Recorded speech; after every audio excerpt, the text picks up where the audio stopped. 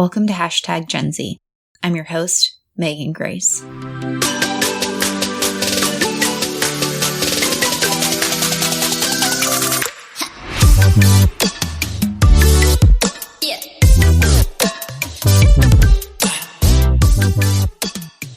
Hey there, this is episode 35 of Hashtag Gen Z. In this episode, we're going to explore the world of entrepreneurship, specifically the side hustle. If you've been tuning in for a while, you'll remember I interviewed Haley Hoffman-Smith in season 1 to discuss Generation Z's interest and passion for entrepreneurship. There are many reasons why Gen Z young people would be interested in entrepreneurship. Flexibility, autonomy, and the ability to follow your passion are just a few reasons entrepreneurship is piquing the interests of Generation Z. A 2021 study conducted by EY found that over half of Gen Zers want to run their own business within the next 10 years. This finding is on trend with what we've not only seen in our own research, but in numerous other studies. And while many Gen Zers are interested in owning their own business at some point, some may be hesitant to dive in fully and work on building their business full time. Enter the side hustle, or a money-making effort that people take on in addition to their employment, or in the case of many Gen Z, in addition to their academic commitments. The side hustle has been a way that some are getting the taste of the benefits of entrepreneurship. Some use the side hustle model as a way to test the waters of entrepreneurship. Some find the side hustle out of a passion and then turn their passion project into a full form of employment. And that is exactly the path of my guest in this episode. Sammy Handler is an emerging artist and the CEO and founder of KicksBySammy, a customs accessory company featuring her bold and fun hand-drawn designs. Customers choose the name, initials, or phrase they want to be featured on each item for a one-of-a-kind personalized touch. KicksBySammy offers home goods, fine art, fashion accessories, and more, with collections themed around back to school, college, camp, bridal, etc. The brand boasts statement-making must-haves and gifts for any age and occasion. KicksBySammy started with Sammy hand-painting her Keds sneakers during her freshman year at the University of Maryland and receiving tons of positive feedback, which became a sneaker painting side hustle, and then it turned into a full-time career. Launching KicksBySammy at age 21 as a manifestation of her love for drawing and fashion. Sammy's expanded the company into a booming customization business across various categories and has collaborated with celebrities, influencers, and corporations like NBCU, CBRE, and Sweet Spot. I'm so excited to welcome my new friend Sammy to the podcast, and we're going to have a great conversation today about the side hustle turning into the full-time hustle, turning into entrepreneurship, and this beautiful journey that she has had with her business, KicksBySammy. And as much as I want to give this grand intro, I'm actually going to turn it over to her because she's going to start to tell us a little bit more about her story. So Sammy, thank you so much for being here. Welcome. Hi, thank you so much for having me. So as you said, my name is Sammy. I'm 26 years old. I graduated from the University of Maryland in 2017, where I studied psychology and business, and I'm currently the artist and founder of KicksBySammy, which is based in New York City. And KicksBySammy is basically your one-stop shop for all things custom accessories. So you go on my website, you can pick a product, one of our hand-drawn designs, and then you can personalize any of the products with your name, initials, or phrase. And as people started to really recognize my hand-drawn designs more, I started to get a lot of outreach from different corporate clients. So now I do a whole line of promotional products, murals, events, and so much more. That is so amazing. So before we get into your entrepreneurship journey, tell me a little bit about how you got into art, because I know that you studied psychology and business is what you said. So was art just like this thing that was yearning in you and you're like, I just love to doodle and that's how we're at today? Like, how did we get there? Basically the business, or more of a hobby, actually started in 2013, which was my senior year of high school. But I'd always loved to draw, but it was never something I was really like known for, quote unquote, in high school. I just always did it as a hobby, kind of a side hustle that no one really knew about. Just took a few art classes and always would be doodling on shoes or on paper and pen with a paper and pen in class.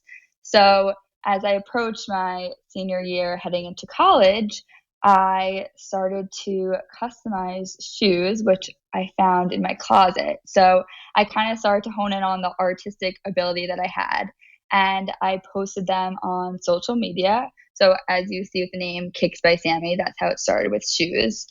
And I posted them and people fell in love. And I was really surprised because no one had really known that I was artistic.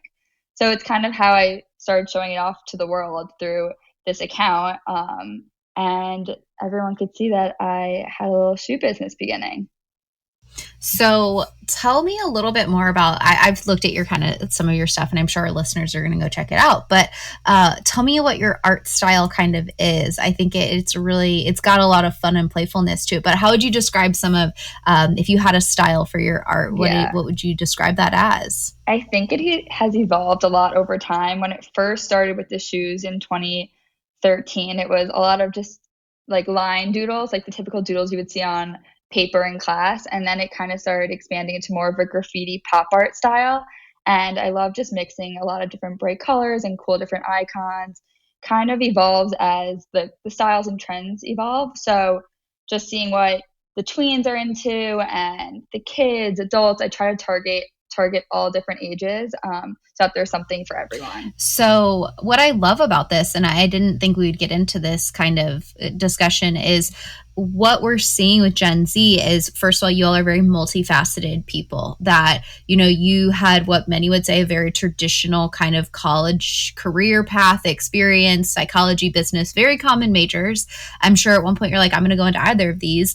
And really you have gone into business, but all this meanwhile, even in high school, you had this kind of hobby and this passion for art. And I think that is so classically Gen Z, of being very interested in some of this more traditional mindset, but then also what else is lurking in these hobbies, and that there are so many different things that your generation is interested in and is passionate about. And I find that to be really amazing, because I think we also see it with some like big time celebrities where you're like, I'm also a singer, I'm also an actor, I also have a clothing line, and seeing their interests kind of diverge into different areas and allowing people to be passionate about more than one thing, I think is really liberating too. Like, you're allowed to be caring about certain things and other things. Like, you don't need to be boxed into this one area. So I think that's really cool that you went after something that made you happy. And it was kind of a happy accident, not to quote Bob Ross, but it really did turn into a happy accident for you. I was about to say, like, when I was younger, I never really saw entrepreneurship as like the journey I was going to take, or did I even know it was feasible. So it was really interesting, kind of, not that it did fall upon me, but that I was able to then hone in on it and actually make it a reality and began to scale it and expand it over time. I do find that some of my favorite entrepreneurs and the people that truly do their very best with entrepreneurship don't ever see it for themselves. I find that very often the ones that go into it and do it successfully don't see it as their career path, and then they find it because I think passion leads them there. So let's talk a little bit about that. So you started kind of doodling and designing these awesome shoes, and people are like, that's pretty cool. And it all kind of started on social media. What was the next step in your entrepreneurship journey? When did you kind of wake up and realize, like, oh my goodness, this is a business and I'm going to make money and people are going to pay me to do something that I love? So walk us through your entrepreneurship journey. Yeah. So I feel like when I was doing the shoes, I thought it was great, so much fun, but I didn't really even start to consider until junior year that this is actually something that could turn something bigger than what it was. So throughout my freshman, sophomore year, it was just a great way to make money, have a side hustle. And as I actually started to take all the business classes junior and senior year, that's when I realized, I was like, okay, this could turn something way bigger than what it is. And I started to actually realize I did have artistic abilities. I never really like embraced that I did until like junior and senior year. So I never even took art classes throughout college. I just kept doing it on my own and building my own skills because I just wouldn't like embrace the fact that I was pretty decent at it. So as I hit junior and senior year, I started to really think, how can this business be scalable? Because I knew drawing on sneakers wasn't it for me personally. I just didn't really see it as something that could expand to the point where it could be my full-time career. So I wanted to find a way to still keep that art element, which is what I enjoyed so much, but actually not just be a starving artist. So that is when I started looking at manufacturers. How could I mass produce my designs in a way that is still creative, personalized, but also can hit a way larger audience? So that's when I started making the samples of blankets, pillows, towels, something that didn't need sizing like clothing, but could be universal. So that's why I picked accessories. And I started having different templates where people could then personalize the name. So it was just in and out. I had a variety that represented baby, teens, camps, a million different things, college, so that there was something really for everyone to put their art on a different product. And I started seeing that people were actually loving it, and it just has expanded from there. I mean, I love everything about your story because it's like so classically like I'm going to teach myself something, and you taught yourself business, but you've really refined your art and found a way to make, like, I just love that you are doing what we're seeing so many young people do, which is go after something they love and use what they've got, but be willing to learn and grow. And I think that that's a really amazing testament. And I'm sure that that's going to carry you far into your career. You mentioned the side hustle, and that's where we're seeing a lot of people within your generation and within Generation Z gravitating towards this idea of a side hustle. And we're seeing whether it is people, making money off of drawing on sneakers, or we're seeing people create small businesses out of their dorm room, or doing all these variety of different types of things that in addition to. And I would love for you to kind of talk a little bit more about how you've seen that present within your peer group. Why do you think Gen Z is so attracted to this idea of a side hustle? Yeah, I'm looking back at, and I think it's just feeling a greater sense of responsibility and kind of personal achievement in your own work. I feel like a lot of people in their 9 to 5 job might not feel super fulfilled, and obviously they need a paycheck, they need to make money, but it might not be exactly what they're passionate about or love to do. So they're trying to find a way that, obviously, it could be great with side hustle to make extra money, but also to do something that they feel they're making a difference in society. I feel like our generation is very much like, let's make a difference, let's have a purpose. And I think having a side hustle makes you feel that way, and that you're actually doing something that matters and that people will recognize. So I think it's an external and internal thing for Gen Z. And I think it's great because obviously entrepreneurship isn't for everyone, but having a side hustle is a great outlet. Like, it doesn't have to be your full-time career, but it's an amazing outlet to do something that you're passionate about and that maybe makes you feel more relaxed or de-stresses you. And I think it's amazing when people can start to realize that they might have a passion outside of work. Absolutely. And I think that the other cool thing about a side hustle, and I would love to get your thoughts on this, is that for those who are kind of like interested in entrepreneurship or interested in contract work or interested in going freelance, a side hustle is a really great way to kind of test those waters. For you tested that through college, and there was a little bit of that like kind of safety net. You're still in college, you're still planning your career, but you got a taste for it, I think, a lot earlier than some other people do. And you were able to kind of take your steps and figure out, where do I need to grow? Where do I want to go with all of this? And so, would you agree that you think that there's some attractiveness of a side hustle to Gen Z because of the ability to kind of try on different hats when it comes to that? Yeah, I was going to say, you don't want to feel trapped in your career. And I think it definitely can give you a taste, and you can experiment with different things. So you don't have to be 100% committed just because you start one side hustle. If it fails or you're not into it, you can just start something else. So I think it gives people a little bit of a way to dabble into different industries maybe, or different career paths. And it ultimately could have you totally change your career path. It might not be taking that on full time, but it might be just switching careers in general. Absolutely. So let's talk a little bit about entrepreneurship. Your entrepreneurship journey, despite, you not thinking it was official for a while, even though you definitely were making money off of it and you were your own boss. I think those are the two definitions that I use for entrepreneurship. There's a lot of people in Gen Z that are really attracted to entrepreneurship. And I think it's great because in my mind, entrepreneurs are solving creative problems and they're filling in niches for people, and finding answers for people. So like, I'm all for people being entrepreneurial. I'd love to hear about some of your lessons in entrepreneurship, whether they were challenges you faced or just some things you picked up along the way. What kind of advice would you have for other young people within your generation that are interested in pursuing entrepreneurship? Yeah, I think a big thing is social media has impacted this a lot, where I feel like people sometimes have a false reality of entrepreneurship and glorify it a bit.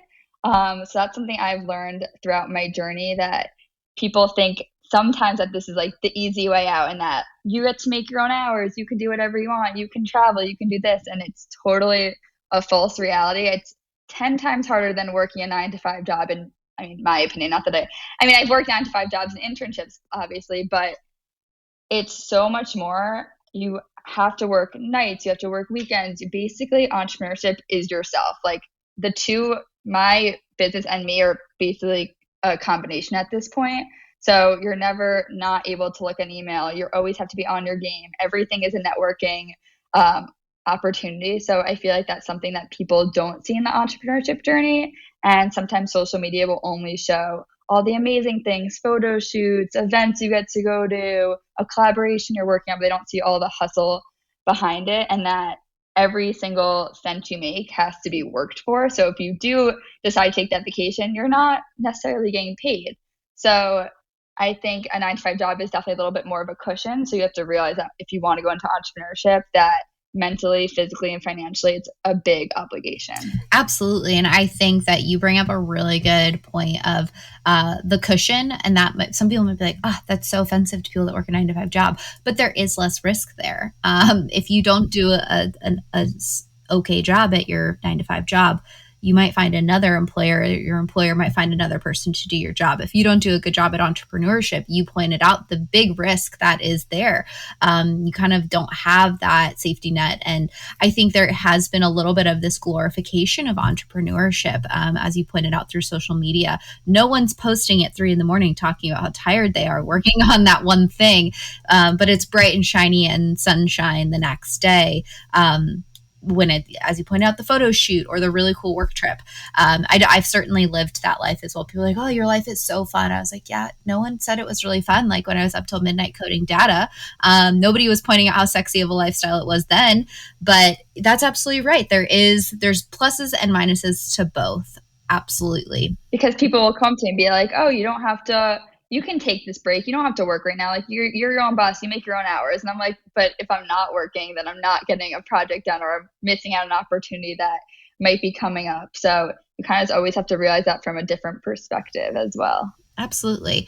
I know we've talked about some of the potential stresses of being in entrepreneurship. What's something that you are most proud of yourself for taking this art side hustle, turning it into a full-fledged business? What are you most proud of in that journey that you've had? I'm proud that I started something from nothing and turned it into something that now a lot of people recognize. So I think it's just realizing that you built something from the ground up, and obviously it's taken a few years and it still has a bunch of years to go, but just knowing that this was just a pair of sneakers that I painted and that it's turned into this whole business where I have products that I sell all across the world now, that I work with amazing, huge corporate clients like NBC and CBRE. And it's just kind of crazy just to think about that, like 17-year-old girl, like I would have never guessed at 26 I would still be doing this. This would be my full-time job, and that I would have never worked like a typical corporate job. Like I did not expect this path for me at all. So it's just crazy to think back, and like I would have motivated myself even earlier if I knew that this was a possibility. I like got chills thinking that, you know, you were 17 when you first started doing this, and you're 26 and you're turning 27. You've been doing KicksBySammy for 10 years. I guess it will be 10 years next year. I just turned 26, so I have a full year. Okay, you have an extra. You've got 2 weeks ago. Okay. Okay. So you've got time. You've got time to plan a really big birthday party for KicksBySammy, and I'm sure it's going to be the coolest party.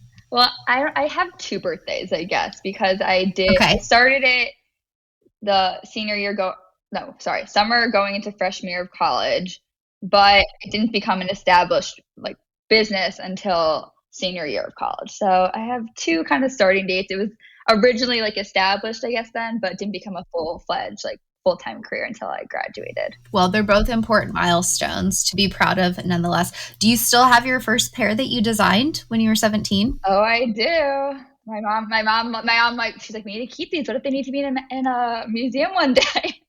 So they're in my family's house, so they have them. So we'll keep them safe. Moms are good about that. They're kind of hoarders. They're hoarders, and you don't know why they're hoarders. And then your 10-year milestone is going to come up, and you're like, that mom, she's always forward thinking. She knew. It's crazy. And then I look back at them like, how did this even get me a following in the beginning? Like, who wanted these? Like, because it's so crazy how much even my art has evolved. And it was like these 2 logos with a bunch of just random doodles, and it's just crazy to me that's how it started.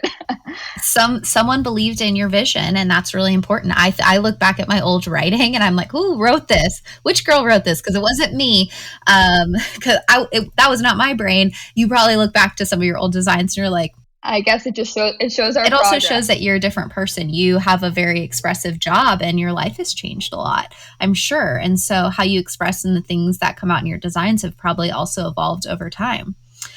So, well, Sammy, this has been such a great conversation. I love being around creatives, even though like I can barely draw a line straight and a circle round. But I love being around people that can do amazing things. I'm always fascinated by people that do things differently than I do, because I think it keeps our life just so entertaining. But I ask every one of my guests, because I do think that this is the most important question I ask anybody that comes on this podcast, whether they're Gen Z or not. But what is your favorite thing about Generation Z? What's your favorite thing about your peers that you share a generation with? I don't know if this is agreed, but I think we're very motivated. I think, as you were saying before, I think people really do want to make a change and kind of show themselves and express themselves. And I just think everyone is super expressive and able to be more comfortable in their own skin and kind of be exactly who they want to be. So I feel like a lot of people want to show off either through their career or through social media or through how they dress, their style, everything. And that I feel like we're a lot more open and accepting. And I just love that hopefully people feel like they can be themselves. So that's what I personally feel. And I hope that the rest of Gen Z does as well, which I know a bunch of people that I know feel that way, but that's how I feel about the whole. I think that you're absolutely correct. I sometimes wish I was part of Gen Z, and I get to see that from the amazing work that you all do. You're incredibly motivated, and I've been trying to think about it, and maybe you just helped me have a breakthrough, but I've been trying to figure out why Gen Z has such fervor, and they're going after these really big problems. And I think it's because they've done such a good job of accepting themselves and others that they've removed the societal pressure to fit in. And so now they're just like, okay, let's just focus on making society better. Since we're all here and we're on the same team and we all like each other, why don't we work together to do something good? And maybe that's a big piece of it. I think what you pointed out is this acceptance is really important. I feel like we're kind of rebelling against old school, which old school has its like perks, of course, but I think we're trying to get a new spin on things and kind of have people look at things from a different perspective, and that everything doesn't have to be exactly like point to point. This is how it goes. Like we challenge things, and we don't think there has to be a specific path for everything. That's why I always say that Gen Z is going to do good things for our world if we just let them. Like if we just let them, good things will happen. So, well, Sammy, thank you so much for being here. Before we go, I know that people can find your stuff online, but if they're looking to follow along, potentially check out some of your work, where should they go? Yeah, for ordering, KicksBySammy.com, and Sammy is SAMMY. At KicksBySammy Instagram, at KicksBySammy TikTok, at KicksBySammy Facebook. So all at KicksBySammy, easy. And yeah, go shoot us a follow. Wonderful. Well, I've got a good friend. I wonder if she'll be listening to this. Her name is also Sammy, and she's an SAMI, and she always has to like tell people SAMI because, you know. Well, there's a million different ways to spell it now. I know. I'm a Megan, and there's like 15 ways to spell Megan. So I get it. I totally get it. But Sammy, thank you so much for being here. It's been an absolute delight to spend time with you and to learn more about your story. So thank you. Thank you so much for having me. It was great speaking with you. What I love about Sammy's story is how perfectly it frames the story of the side hustle and the role it can play in the modern economy. Sammy found something she loved and over time learned how to create a business. She's a prime example of Gen Z's entrepreneurial mindset and models the path that many in her generation are taking. She's blending creativity and expression with business and innovation. A big thank you to Sammy for joining me in this episode and sharing her story of entrepreneurship. And thank you for tuning into this episode. As always, if you enjoyed this episode, please rate, review, and subscribe wherever you listen to podcasts. This not only helps me improve the podcast, but it helps other listeners find the podcast. We are getting near the end of this season and only have one more episode left. However, I am going to be starting to plan new episodes and topics for the next season soon. I started this podcast as a way to explore research findings through the lived experiences of Generation Z and those who impact the lives of Gen Z. There's no shortage of questions about Gen Z or topics to explore. So if you have a topic you're interested in or a member of Gen Z that I need to chat with, please head over to my website, meganmgrace.com, or find me on social media to drop me a quick note. Thank you again for stopping by for this episode. Let's continue this conversation and we'll chat soon. Yeah.